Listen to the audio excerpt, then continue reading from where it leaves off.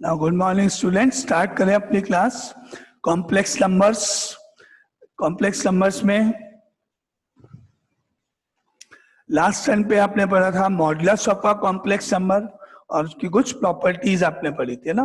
Modulus of complex number क्या होता है, प्रॉपर्टीज क्या थी, वो आपने देखा था।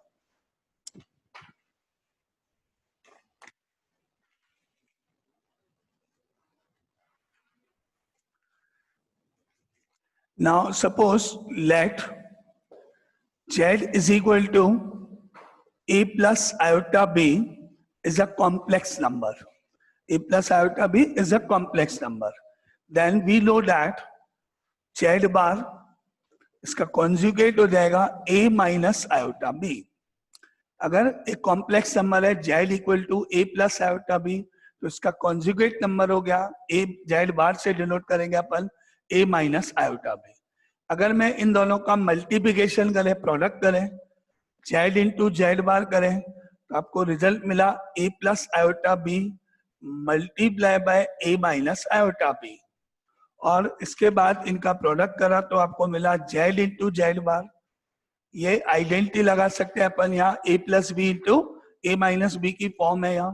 तो इनका प्रोडक्ट करने पर आपको मिलेगा a square minus iota square B square. ठीक है, अब आप आयोटा स्क्वायर की वैल्यू प्लेस कर दोगे, आयोटा स्क्वायर की जगह आएगा -1, तो यहाँ जब -1 रख दोगे तो ये प्लस हो जाएगा। तो z into Z bar is equal to A square plus B square हो गया है। तो आपने क्या देखा कि किसी भी कॉम्प्लेक्स नंबर को और उसके कॉन्जुगेट को अगर हम मल्टीप्लाई कर दें तो जो रिजल्ट है वो ये आएगा। ठीक है, product of any complex number and its conjugate is equal to ये आंसर। अब इस आंसर में क्या खास बात है, ए मतलब j इसका रियल पार्ट, z का रियल पार्ट उसका स्क्वायर, b मतलब इसका इमेजनरी पार्ट, z का इमेजनरी पार्ट और उसका स्क्वायर। यानी आपको मिल रहा है z into Z bar is equal to real part of z का square plus imaginary part of z का स्क्वायर। रिजल्ट इस तरह से आप चेक करो। यानी अगर आपको z और z बार का प्रोडक्ट करना है तो डायरेक्ट ही कर सकते हैं अपन, सिंपल सा रियल पार्ट का स्क्वायर प्लस इमेजनरी पार्ट का स्क्वायर। और आपने पढ़ा था लास्ट टाइम पे मॉडुलस ऑफ कॉम्प्लेक्स नंबर कैसे निकालते हैं। अगर मैं इस z का मॉडुलस निकालूं तो कैसे, modulus of z is equal to root of real part a का square plus imaginary part b का square, that is root of a square plus b square. और अगर स्क्वायरिंग कर दे रूट हट जाएगा, तो मॉडुलस ऑफ z का स्क्वायर वहां से रूट हट जाएगा, a square plus b square हो जाएगा। तो ये आंसर और ये आंसर दोनों सेम हो जाएंगे। आपने किसी भी कॉम्प्लेक्स नंबर z को उसके कॉन्जुगेट z बार से मल्टीप्लाई किया तो आपका रिजल्ट इस फॉर्म में आया, a square plus b square. और सेकेंड टाइम आपने जो कॉम्प्लेक्स नंबर z था उसका मॉडुलस कैलकुलेट किया तो आपका रिजल्ट ये आया। और अब आपने रिलेशन देखा, दोनों आपको इक्वल नजर आएंगे। तो ये आपका मॉडुलस की जो प्रॉपर्टीज आपने लिखी थी उनमें एक ये पार्ट भी अपन ऐड कर देते हैं और ये एक प्रॉपर्टी और हो जाएगी इसकी। तो क्या बन गई आपकी प्रॉपर्टी इसके कारण से, therefore z into Z bar is equal to modulus of z का स्क्वायर। ये आप ऐड कर लो, प्रॉपर्टीज ऑफ मॉडुलस जहां पर ने लिखा था उसी में एक और प्रॉपर्टी ऐड कर दो। ये उसका वेरिफिकेशन कह लो, प्रूफ कह लो, कैसे बनी वो आपके सामने। अब आपको कोई डाउट है इस प्रॉपर्टीज में तो आप पूछो, या और भी कोई डाउट है तो अपन किसी भी कॉम्प्लेक्स नंबर को और उसके कॉन्जुगेट को अगर आपस में मल्टीप्लाई करेंगे तो जो रिजल्ट आएगा वो रिजल्ट मॉडुलस ऑफ z के स्क्वायर के इक्वल होता है। ये आपकी अनदर प्रॉपर्टी है ना। अब अपन इस प्रॉपर्टी को देखो, इस प्रॉपर्टी पे बेस्ड क्वेश्चन कुछ होंगे, तो एक क्वेश्चन देखते हैं जो इस प्रॉपर्टी पर बेस्ड है। अभी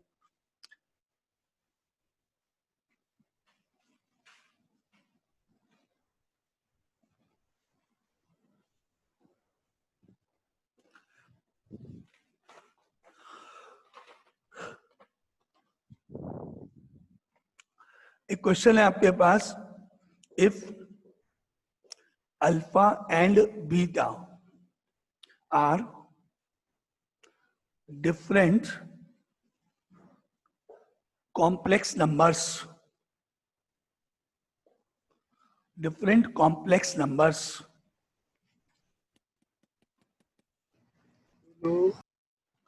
with modulus of beta is equal to 1. Find modulus of beta minus alpha. Beta minus alpha upon 1 minus alpha bar beta और मॉडुलस, ये वैल्यू आपको फाइंड करनी है.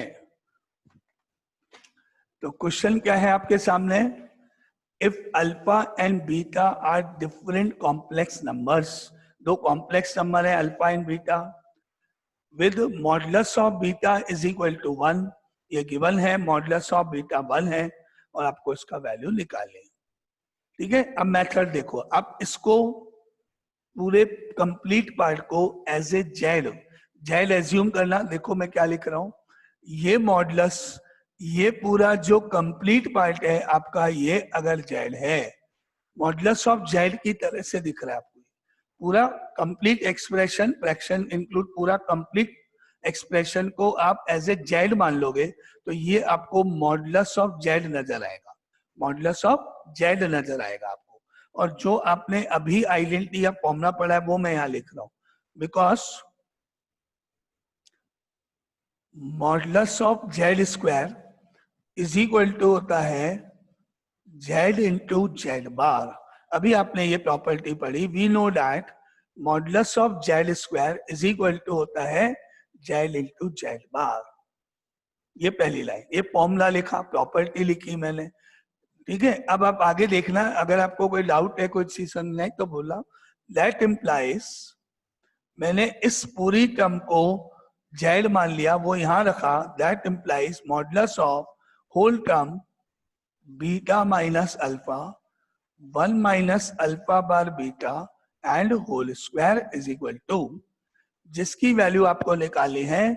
इस पूरे एक्सप्रेशन को जेड मानते हुए, जेड से डिनोट करते हुए, एज्यूम करते हुए यहां प्लेस कर दिया जेड की जगह. इज इक्वल टू में मेरे पास आया beta minus alpha upon 1 minus alpha bar beta Z की जगह.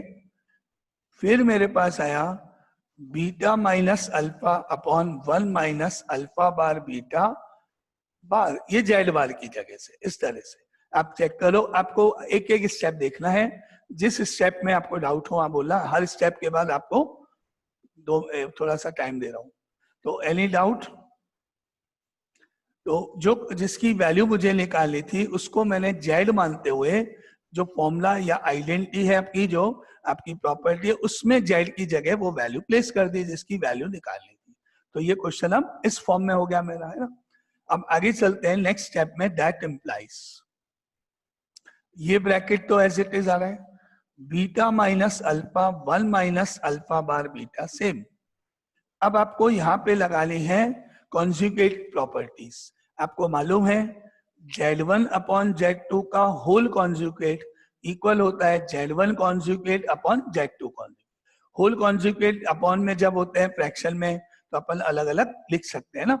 तो मैं इसको ऐसे लिख सकता हूं, देखना, बीटा माइनस अल्फा ब्रैकेट बार ऊपर upon 1 minus alpha bar beta bracket ऊपर बार एंड होल ब्रैकेट अलग.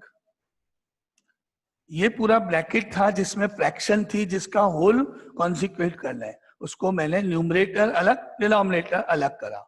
रीजन प्रॉपर्टी आपको यहाँ लिखनी है, because we know that Z1 upon Z2 whole bar equal to Z1 bar divided by Z2 bar होता है. ये आपका reason property. Now any doubt इस स्टेप तक? क्लियर सबको ये स्टेप्स? अब आप क्या करोगे, नेक्स्ट स्टेप में आते हैं अपन. नेक्स्ट स्टेप हुआ इसका इज इक्वल टू, आगे ये bracket same beta minus alpha upon 1 minus alpha bar beta same. अब इस ब्रैकेट में, इस ब्रैकेट के अंदर आपको क्या करना है, ये दोनों के बीच में माइनस का साइन है, आपको कॉन्जुगेट करना है, beta conjugate minus alpha conjugate, अलग अलग दोनों कॉन्जुगेट हो जाएंगे, दोनों के ऊपर बार। ऐसे न्यूमरेटर को आप लिखोगे beta bar minus alpha bar, ये आपका स्टेप कॉन्जुगेट कर दिया आपने, है ना। आगे चले, डिनोमिनेटर में आपको कॉन्जुगेट करना है। आपको मालूम है कि फर्स्ट नंबर जो 1 है वो नंबर 1 ही रहेगा, क्योंकि वो प्योरली रियल है। आयोटा तो है ही नहीं, आयोटा होता है तो ही तो कुछ चेंज होता है, आयोटा के पहले का साइन। तो डिनोमिनेटर में आपने क्या देखा, 1 का 1 माइनस, अब इन दोनों में अलग अलग आप कॉन्जुगेट अप्लाई करोगे, क्योंकि आपको मालूम है Z1 into Z2 whole conjugate is equal to Z1 conjugate into Z2। अलग अलग पहले लिखोगे, शो करो।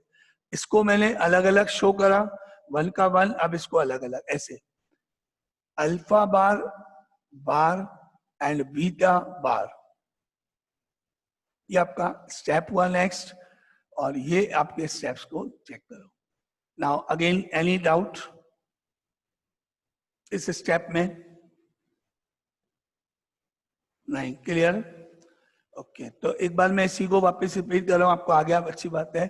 यहाँ आपका दोनों नंबर है, ये कॉम्प्लेक्स नंबर है, माइनस बीच में आपने पढ़ा हुआ है कि अगर हम Z1 माइनस Z2 का होल कॉन्जुगेट करते हैं तो Z1 माइनस Z2 ऐसे लिख सकते, तो आपने ऐसे ही ऊपर लिख दिया।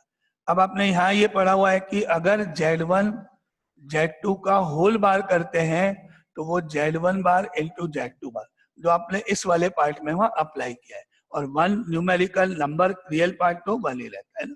तो आपका ये स्टेप नेक्स्ट। नाउ आगे मूव करते हैं। That implies beta minus alpha, 1 minus alpha bar beta same, ऊपर as it is beta bar, as it is alpha bar, 1 as it is minus. अब यहां आ जाओ, आपको दिख रहा है alpha is a complex number, bar bar double bar, 2 बार उसका कॉन्जुगेट आपको लिखना है। तो आपको मालूम है आंसर वापस अल्फा होगा। अगर अपन किसी भी कॉम्प्लेक्स नंबर को 2 बार कॉन्जुगेट करें तो ओरिजिनल कॉम्प्लेक्स नंबर वापस आ जाएगा। तो हम लिख सकते हैं इसकी जगह ओनली अल्फा, और बीटा बार तो है ही। ये आपका स्टेप हो गया नेक्स्ट। रीजन आप ऐसे लिख सकते हो,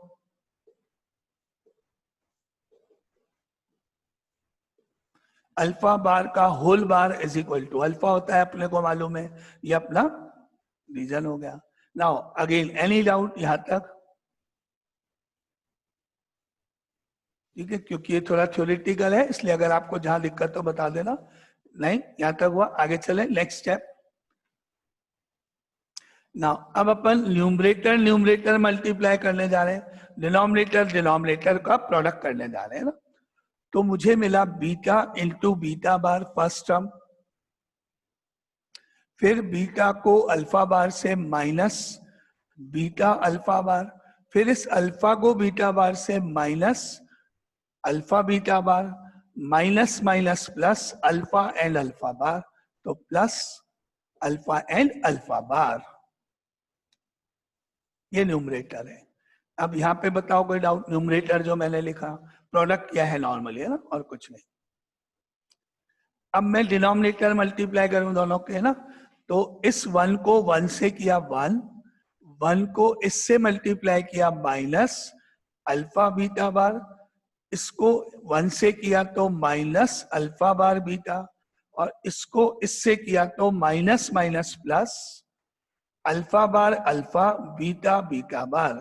क्या बना? Alpha alpha bar beta beta bar.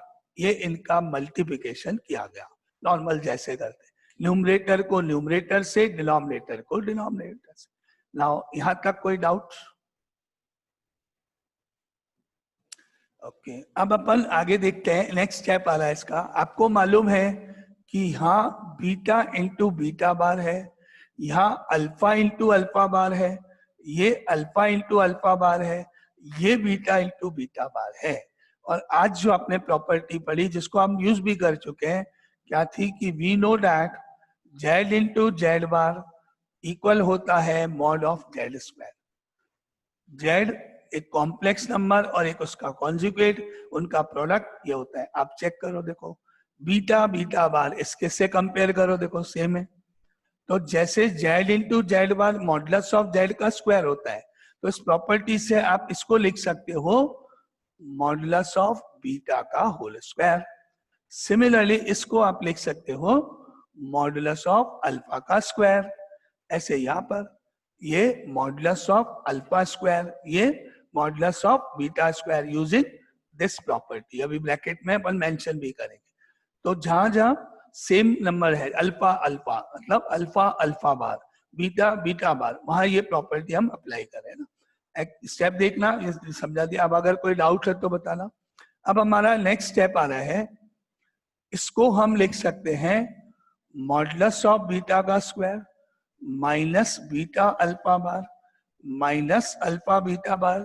इसको हम लिख सकते हैं मॉडुलस ऑफ अल्फा का स्क्वायर डिवाइडेड बाय 1 का 1 minus alpha beta bar minus alpha bar beta plus इसको हम लिख सकते हैं मॉडुलस ऑफ अल्फा स्क्वायर, इसको हम लिख सकते हैं मॉडुलस ऑफ बीटा स्क्वायर। और यहां पर आपको ब्रैकेट में रीजन लिखना है, Z into Z bar is equal to modulus of Z square. ये रीजन आपको ऐसे लिखना है। नाउ अगेन यहां तक कोई डाउट? ये स्टेप क्लियर? प्रॉपर्टी कैसे कहाँ क्या लगाएंगे, है ना। चलो ठीक है, वेरी। अब आगे चले। अब आगे आपको मालूम है कि ये वैल्यू 1 है, क्वेश्चन में गिवन था। Modulus of beta is equal to 1, आप देखोगे क्वेश्चन में गिवन था। तो आपको इसकी जगह तो 1 लिखना है, ये 1 हो गया। Same same same as it is, ये भी सेम सारा यहाँ तक। यहाँ भी आपको 1 लिखना है, तो आपको यहाँ मॉडुलस बीटा की वैल्यू 1 दे रखी है क्वेश्चन में, और यहाँ इन दोनों की जगह आपको 1 रखना है क्योंकि क्वेश्चन में वैल्यू गिवन है। तो अब आगे इसका स्टेप क्या हुआ, यहां 1 आ गया माइनस ये सेम आया बीटा अल्फा बार, ये सेम आया माइनस अल्फा बीटा बार, ये सेम आया plus modulus of alpha square whole upon ये 1 माइनस ये सेम अल्फा बीटा बार, ये same minus alpha bar beta. यहां 1 आया तो ये आपके पास क्या बच गया, ये स्टेप। Any doubt? और यहां आपने रीजन लिख दिया because modulus of beta is equal to 1। और जो लेफ्ट साइड आपका चल रहा है वो तो आप लिख है ही, आपको मालूम है लेफ्ट साइड तो एज इट इज अपने रखी हुई थी। क्या था लेफ्ट साइड में, वो भी लिख देते हैं अभी। लेफ्ट साइड में आपका था इक्वल टू के पहले beta minus alpha upon 1 minus alpha bar beta का स्क्वायर। ये अपन स्टार्टिंग से इसकी वैल्यू निकालने जा रहे हैं। तो अब आपका क्वेश्चन इस फॉर्म में आपको नजर आ रहा है, ठीक है। Any doubt? सब थ्योरेटिकल है, देखो कोई नंबर्स नहीं है, 2 3 4 नंबर्स कुछ नहीं, सब थ्योरेटिकल प्रॉपर्टी बेस्ड सारा। अब आप इस फ्रैक्शन को चेक करो, न्यूमरेटर डिनोमिनेटर चेक करो। 1 and 1 अल्फा बार बीटा ये रहा, अल्फा बीटा बार ये रहा, मॉडुलस ये रहा। ऊपर नीचे चेक करो न्यूमरेटर डिनोमिनेटर, आपको मिलेगा दोनों न्यूमरेटर्स और डिनोमिनेटर दोनों सेम है, आइडेंटिकल। तो आप दोनों को कैंसिल आउट कर दो, कैंसिल कर सकते हैं, न्यूमरेटर डिनोमिनेटर सेम है दोनों। नाउ दिस एंड दैट, ये दोनों कैंसिल हो गए। कैंसिल हो गए मतलब 1 बच गया आपके पास। तो अब आपके पास आया that implies beta minus alpha 1 minus alpha bar beta square, ये पूरा as it is equal to 1। यहाँ पे 1 बचा और अब आपको लेना है स्क्वायर रूट। आपको मालूम है स्क्वायर रूट लेते हैं तो प्लस माइनस 1 लिखते हैं, लेकिन मॉडुलस के केस में मैंने आपको बोला था मॉडुलस मतलब ओनली पॉजिटिव रूट। आपको याद होगा मॉडुलस ऑफ जेड करते हैं जब आप रूट में ए स्क्वायर प्लस बी स्क्वायर लिखते हो, यहाँ पर प्लस ही रहता है, माइनस नहीं आता है, ओनली पॉजिटिव, है ना। तो अब मैं इसका स्क्वायर रूट जब लूंगा तो 1 का स्क्वायर रूट 1 ही रहेगा, प्लस माइनस तो लिखना नहीं है, मॉडुलस है इसलिए। तो that implies next step beta minus alpha 1 minus alpha bar beta का मॉडुलस इक्वल टू 1 होता है। और ये आपका क्वेश्चन कंप्लीट, आंसर चेक कर लो, आपका प्रूफ हो गया। अब आपको कोई भी डाउट है आप बोलो, एक किसी भी स्टेप में कोई भी चीज। थ्योरेटिकल क्वेश्चन प्रॉपर्टी बेस्ड जो आपने अभी पढ़ी, Z into Z bar is equal to modulus of Z square, उस पे बेस्ड। Again any doubt? आगे आगे मूव करें, ये क्लियर प्रॉपर्टी, नेक्स्ट क्वेश्चन पे मूव करें। चलो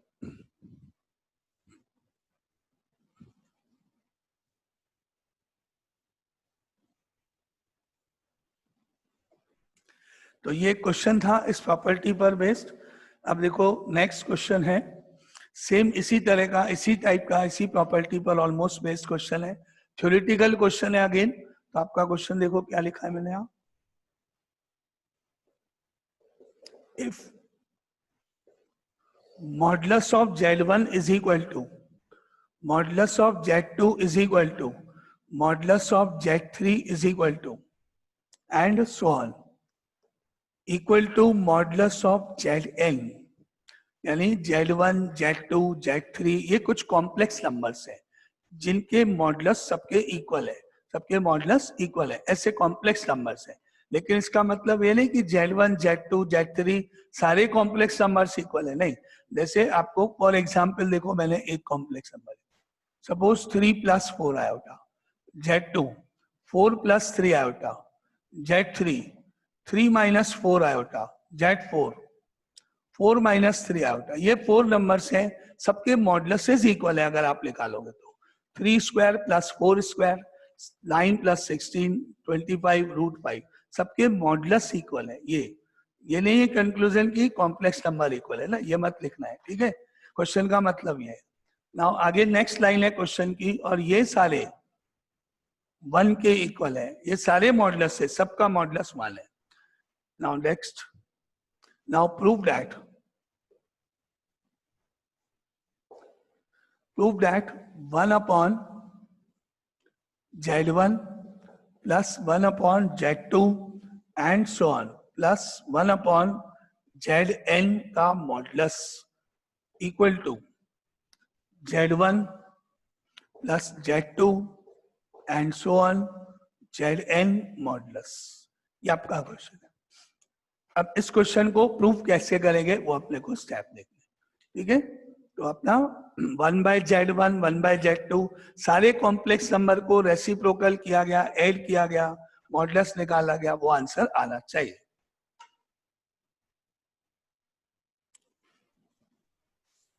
अपन एक साइड इसमें स्टार्ट करने जा रहे हैं कहीं से भी। सपोज अपन लास्ट वाली side, right hand side, Z1 + Z2, या तो यहां से स्टार्ट करें या वहां से कहीं से भी अपन कोई भी एक स्टेप ले सकते हैं। Z1 + Z2 plus and so on plus Zn modulus equal to RHS लिखा मैंने अभी। अब आप यहाँ देखना, अगर आपको इस स्टेप में कोई डाउट रहे तो बताना। अब यहाँ Z1 मेरे पास है, मैं इसको ऐसे लिख सकता हूं, देखना Z1 bar divided bye Z1 बार, ये लिखा मैंने। अगर आपको कोई डाउट है तो आप बोल सकते हैं ना। मैंने Z1 बार से मल्टीप्लाई डिवाइड कर दिया। क्या कर दिया? Z1 बार से इसको मल्टीप्लाई डिवाइड कर दिया मैंने, ठीक है।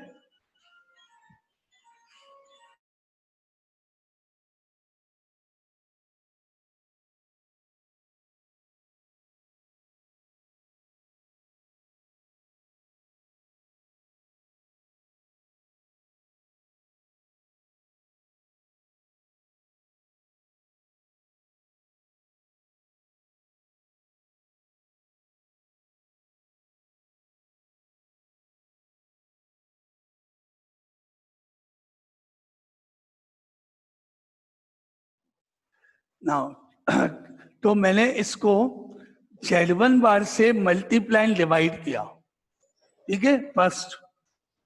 ये Z1 था, इसको ऐसे लिखा, आगे देखो प्लस Z2 को Z2 बार से मल्टीप्लाई डिवाइड किया and so on. Similarly Zn को Zn से Zn बार से मल्टीप्लाई डिवाइड किया गया। ये step clear? Multiply and divide by Z1 bar Z2 bar individually, जिससे कि न्यूमरेटर में उनका प्रोडक्ट जो है वो प्रॉपर्टी से सॉल्व हो जाए, आगे प्रॉपर्टी अप्लाई हो जाए न्यूमरेटर में। तो इसको इसीलिए मल्टीप्लाई किया गया कॉन्जुगेट से। ठीक है, आगे देखते हैं ना, ये क्लियर? नाउ दैट इम्प्लाइज, ये पूरा as it is same, Z1 plus Z2 and so on Zn modulus equal to. अब आपको मालूम है ये पार्ट प्रॉपर्टी से आप लिख सकते हो मॉडुलस ऑफ Z1 स्क्वायर, और नीचे अपॉन में बार Z1 तो है ही। सिमिलरली इसको आप लिख सकते हो मॉडुलस ऑफ Z2 स्क्वायर, और Z2 बार नीचे है एंड सो ऑन। इसको आप लिख सकते हो Zn मॉडुलस का square divided by Zn bar तो है, और यहाँ आप रीजन लिखोगे कि because Z into Z bar equal to modulus of Z square होता है। ये प्रॉपर्टी आपको रीजन के रूप में यहाँ लिखनी है। तो क्या आप में से किसी को इस स्टेप में कोई डाउट है, पूछना है, कुछ समझ में नहीं आया तो? पर जल्दी नहीं, स्लो, धीरे धीरे एक एक स्टेप देखते जाओ आप, और जहां आपको कोई चीज समझ में नहीं आया वहां बोलना। चलो तो आगे मूव करें नेक्स्ट स्टेप पे। ये आपको क्लियर समझ में आया कि क्या हुआ? नेक्स्ट स्टेप में फिर मैंने इसको कॉपी किया।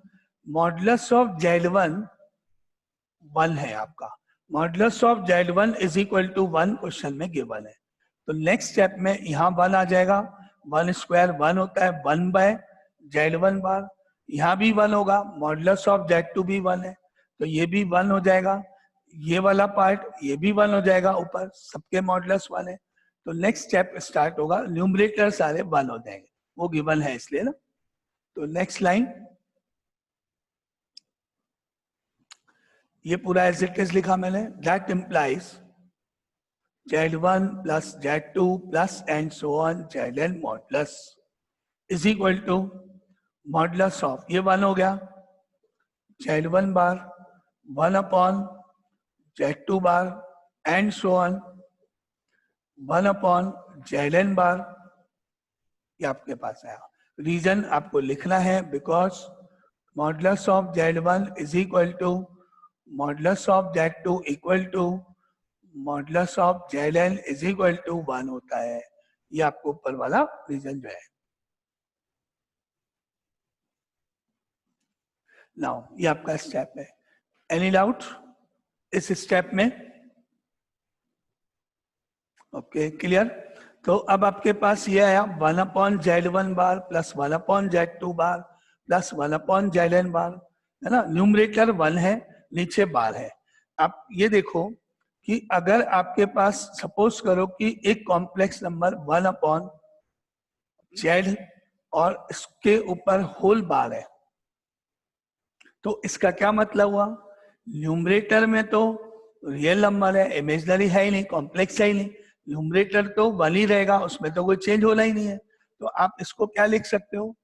Only 1 and whole upon Z bar, और नीचे डिनोमिनेटर में क्योंकि कॉम्प्लेक्स नंबर है तो उसका कॉन्जुगेट करना पड़ेगा आपको, प्रॉपर्टी आपको मालूम ही है। इस तरह से लिख सकते।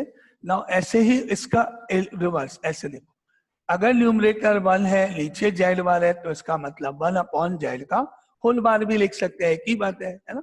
तो अपन इसको इस फॉर्म में लिखने जा रहे हैं, देखना।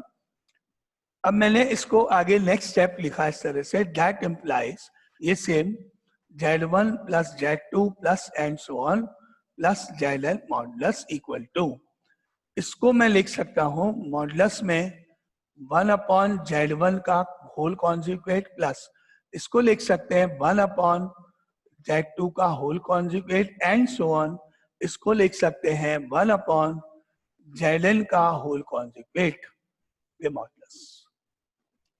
यस, एनी डाउट इस स्टेप में? रीजन आपको यहां लिखना है, because 1 upon Z whole bar is equal to 1 upon Z bar होता है। बोलो यहां तक कोई डाउट?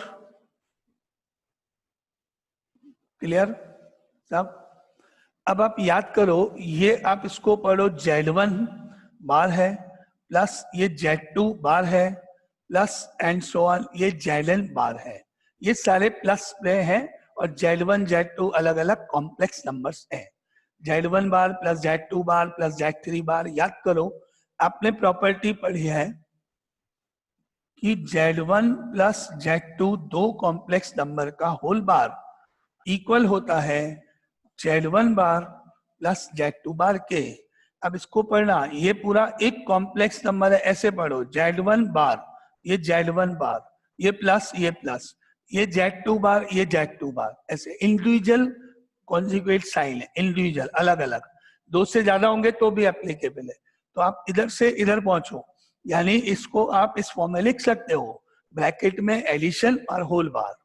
तो इस पार्ट को मैं आगे इसमें यहां यूज कर रहा हूं, ऐसे पढ़ो आप Z1 bar plus Z2 bar plus and so on, that is equal to Z1 plus Z2 plus Z3 addition and whole bar. वो अभी आप लिखना सामने और इसका रीजन अपन लिखेंगे। Now next step, that implies Z1 plus Z2 and so on plus ZN modulus equal to, इसको मैंने लिखा 1 by Z1 plus 1 by Z2 plus and so on 1 by Zn whole bracket and bar and this। और reason यहाँ पे ऐसे, because Z1 plus Z2 whole bar equal to Z1 bar plus Z2 bar होता है। ये reason आपको लिखना है। Yes, any doubt? क्या आपको ये स्टेप समझ में आ गया? इंडिविजुअल कॉन्जुगेट था, मैंने उसको एक ही में कर दिया, एडिशन, इस प्रॉपर्टी को यूज करते हुए लिख दिया। क्लियर? यहां तक कोई डाउट किसी को इस स्टेप तक? क्लियर? अब देखते हैं अपना आंसर क्या लाना था, कहां तक आ गया, क्या स्टेप बाकी रह गया। अपने पास बस ये बार यहाँ पे बाकी है, बाकी सब सही है। अब आपको आगे एक स्टेप और लिखना है।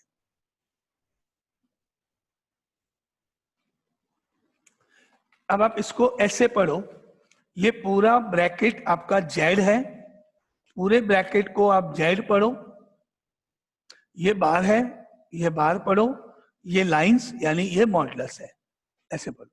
ये आपका पूरा जो कंप्लीट एडिशन होके जो आ रहा है वो आप जेड पढ़ो, ऊपर बार यानी कॉन्जुगेट और उसके बाद मॉडुलस है। आप देखोगे कि अगर आपका एक complex number a plus iota b है और इसका जेड बार इसका a माइनस आयोटा बी हो जाएगा, ठीक है। अगर आपने मॉडुलस निकाला, मॉडुलस ऑफ जेड निकाला, तो root of a square plus B square होगा, और यहां से मॉडुलस ऑफ जेड बार निकाला तो भी root of a square plus B square ही होगा, क्योंकि बी का स्क्वायर करो या माइनस बी का स्क्वायर करो, बात तो एक ही है, कोई चेंज नहीं होगा। इसका मतलब Z modulus is always equal to Z bar modulus होता है, क्योंकि किसी भी कॉम्प्लेक्स नंबर का या उसके कॉन्जुगेट का मॉडुलस निकालोगे आंसर में चेंज नहीं आएगा, क्योंकि स्क्वायर करना पड़ता है आपको, है ना। तो अब अपन इसको ऐसे पढ़ना, ये पूरा जेड, ये पूरा बार, ये मॉडुलस, और इसको ऐसे लिखने जा रहे हैं अपन, ऐसे समझना। ये मैं आगे लिखूंगा रीजन में, कंपेयर कर लो, पहले समझ लो। ये पूरा ब्रैकेट जेड, ये बार और ये मॉडुलस, इसको इस फॉर्म में लिखने जा रहे हैं। मॉडुलस ऑफ जेड करूंगा मैं इसको, है ना। तो वो स्टेप आप यहां से बना रहा हूं। Now that implies next step, modulus of Z1 plus Z2 plus and so on Zn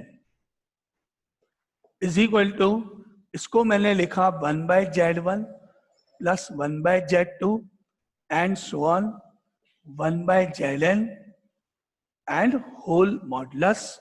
reason मैंने लिखा कि जेड बार, ये जेड ये बार, मॉडुलस इक्वल टू होता है मॉडुलस ऑफ जेड के, यानी बार को मैंने हटा दिया है। Any doubt? Any doubt? Time हो रहा है, अभी नेक्स्ट क्लास अपन करेंगे, लेकिन ये देख लो। अब आप चेक करो तो आपका आंसर आ गया है। जो प्रूफ करना था क्वेश्चन में वो प्रूफ हो गया। Modulus of Z1 plus Z2 and so on Zn is equal to modulus of 1/Z1 1/Z2, ये प्रूफ हो गया। तो अभी अपन क्लास दोबारा शुरू करेंगे, तब आगे चलते हैं। हाँ, अगर इसमें आपको कोई डाउट है तो वो आप पूछो। ये दोनों क्वेश्चंस एक ही प्रॉपर्टी पर थे, ठीक है? ओके, तो अपन अब आगे नेक्स्ट उस पर चलते हैं।